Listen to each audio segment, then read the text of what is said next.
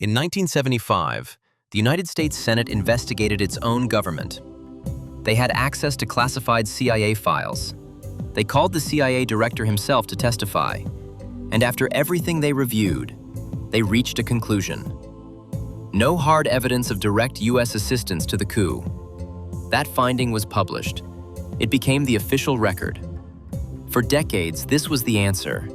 America did not topple Chilean democracy.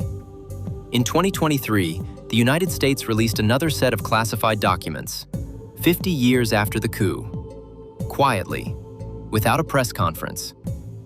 What's in those files does not contradict the Senate's conclusion. It explains exactly how they engineer a coup and leave no fingerprints. Welcome to Dank. Join me. Let's see a bigger world.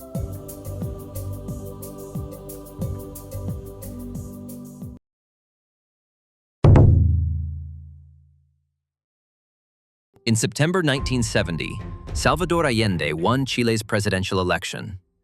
He was a socialist candidate who had run for president 3 times before. His platform included the nationalization of Chile's copper industry, the country's largest export, largely controlled at the time by American corporations including Anaconda and Kennecott Copper. The nationalization plan would transfer control of those revenues from U.S. companies to the Chilean state.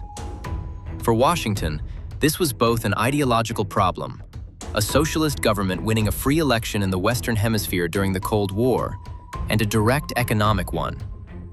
Allende did not win an outright majority. Chile's constitution required Congress to confirm the winner when no candidate crossed 50%. But Allende had finished first, and the legal path to the presidency was clear. Washington responded within 4 days. On September 15, 1970, President Nixon held a private meeting with CIA Director Richard Helms, National Security Advisor Henry Kissinger, and Attorney General John Mitchell. The notes Helms wrote during that meeting were later reviewed by the U.S. Senate. 3 entries were specifically cited.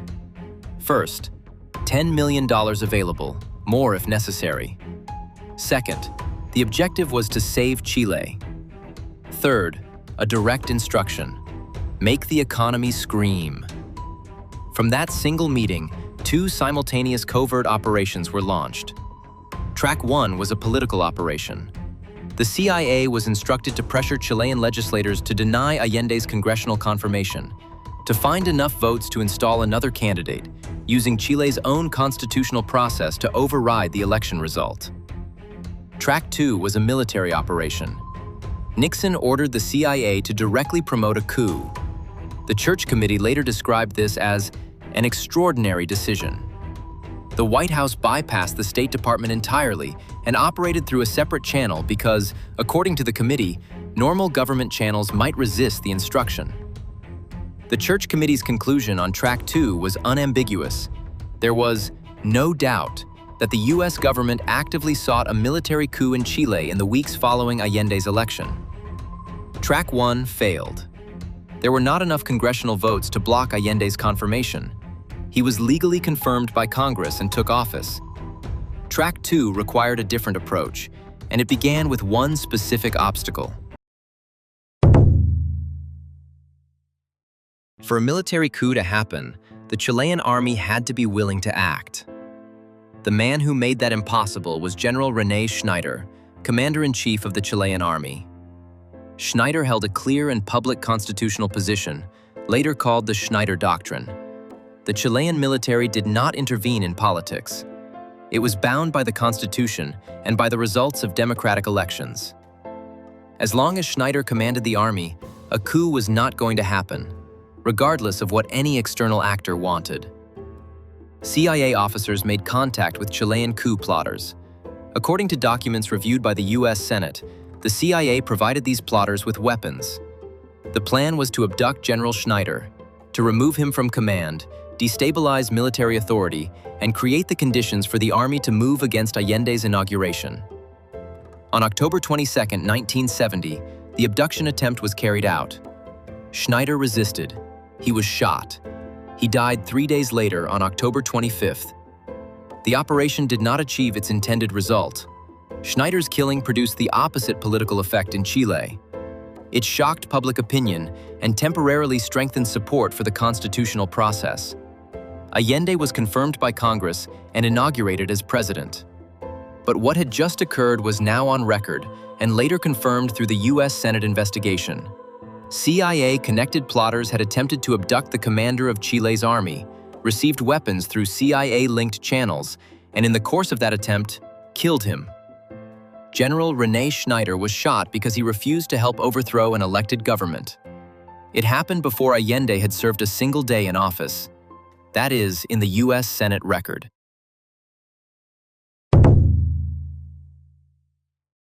After Allende's inauguration, Washington shifted to a sustained, multi-front strategy.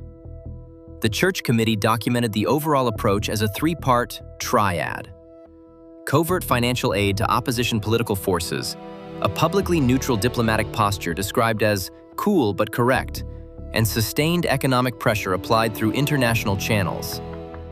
The financial scale is in the record. The 40 Committee, the senior U.S. interagency body that authorized covert operations, approved a total of $8.8 million for covert CIA activities inside Chile between 1970 and 1973. Of that total, $6.5 million was actually spent. A major portion went directly into Chile's media environment. In September 1971, the 40 Committee authorized $700,000 specifically for El Mercurio, Chile's largest and most widely read daily newspaper.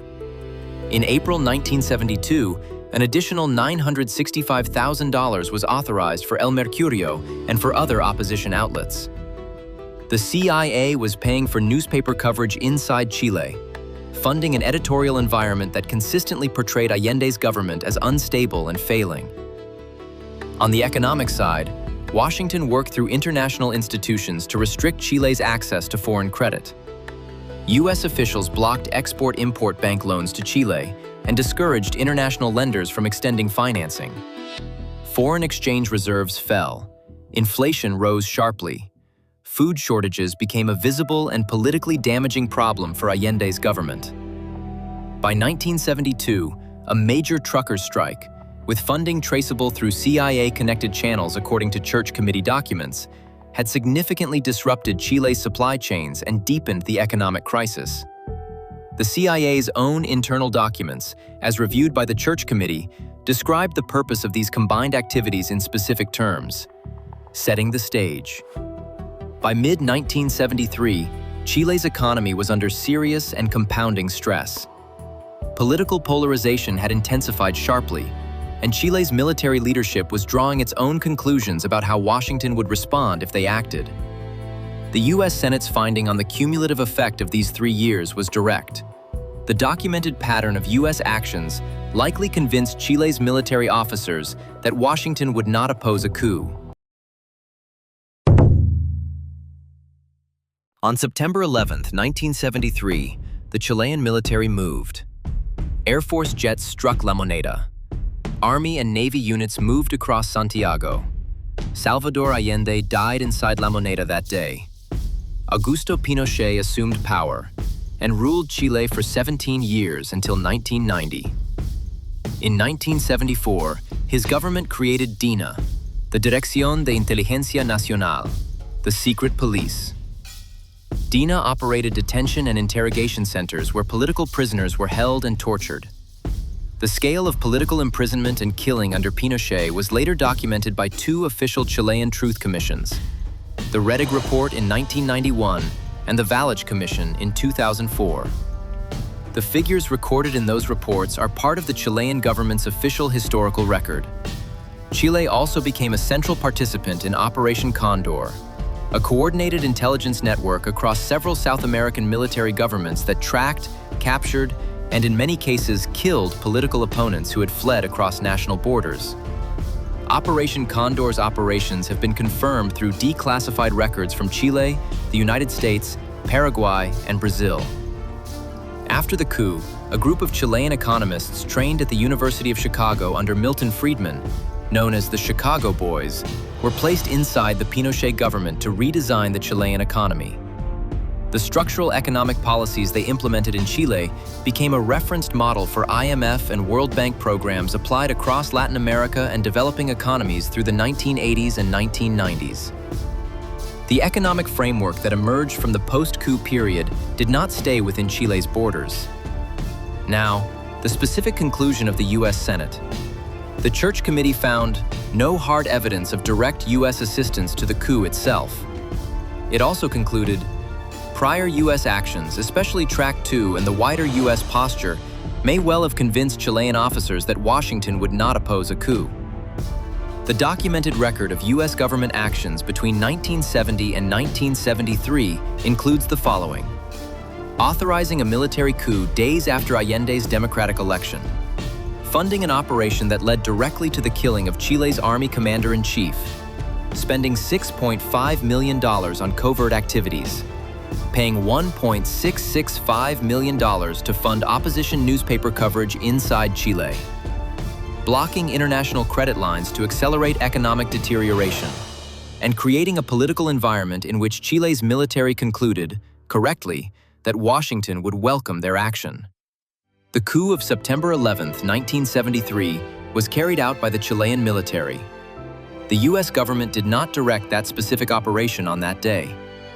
What the U.S. Senate, investigating its own government with access to classified records and CIA director testimony, concluded is that the United States spent 3 years doing everything except running the final operation itself.